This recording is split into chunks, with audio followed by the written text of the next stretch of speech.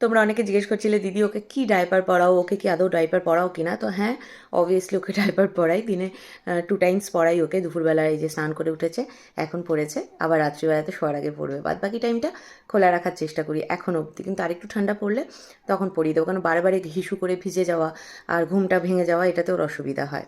এই দেখো কি পরে পরে না, নামটা তো ঢাকা রয়েছে। ওকে আপাতত হাগিস পরাচ্ছি। এর আগে ও টেডি পরেছে, তারপরে প্যাম্পার্স পরেছে, আর এখন হাগিস পরছে।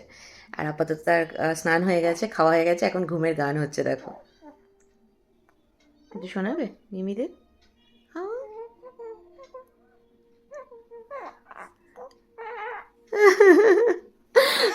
না না না, সরি সরি, হাসবো না, হাসবো না। আর তোমরা যারা যারা জিজ্ঞেস করেছো দিদি ওকে কি তেল কি লোশন ইউজ করো, চলো সবটা তোমাদের সাথে আজকে শেয়ার করে দিই। তো এই যে সেই 4টে জিনিস।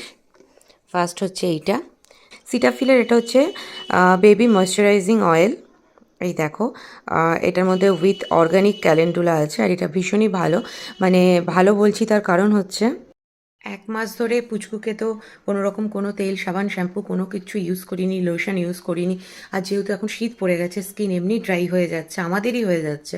তারপরে ও অনেকটা টাইম এসিতে থাকতো প্রথম দিকে, তোমরা দেখেছো শীতকাল এসে যাওয়ার জন্য মানে স্কিনটা ড্রাই হচ্ছিলো এত। তারপর 30 দিনের দিনই ফার্স্ট ওকে মাখিয়েছি।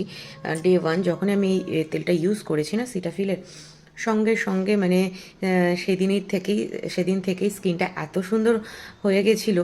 মানে ওর বলার কারণ হচ্ছে ওর না পেটে, তারপরে পায়ে হাতে সেই চামড়া চামড়া চামড়া চামড়া উঠে যাচ্ছে, ওঠা ওঠা হয়েছিল খুব ড্রাই হয়ে গিয়ে।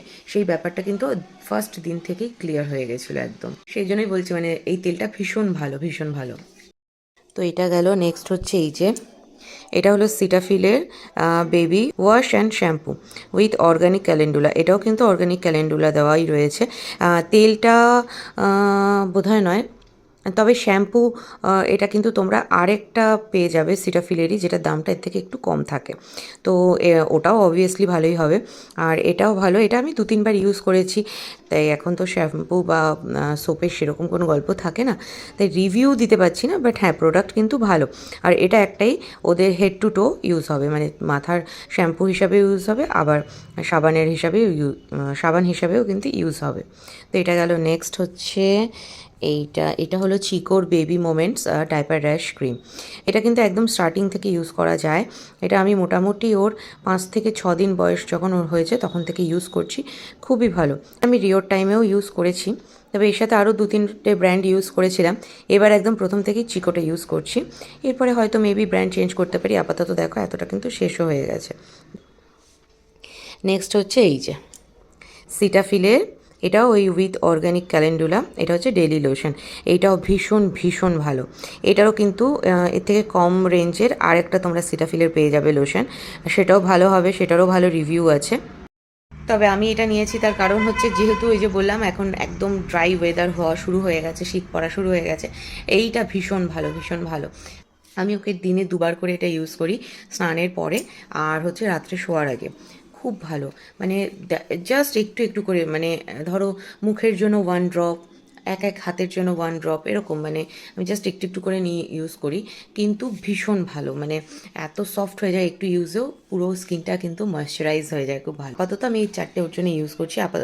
এই এই লোশনটাই কিন্তু আমি ওর মুখেও ইউজ করছি ক্রিমের মতো, সারা হাত পাতে লোশনের মতো, আলাদা করে আর কোনো ক্রিম ইউজ করছি না। তো তোমরা যারা যারা কোয়েশ্চেন করছিলে কোন কী ইউজ করছো দিদি, কী লোশন ইউজ করছো, কী তেল ইউজ করছো বা কী ক্রিম ইউজ করছো, তোমাদের কিন্তু ডিটেলে সবটা দেখিয়ে দিলাম। আপাতত এইগুলো ইউজ করছি।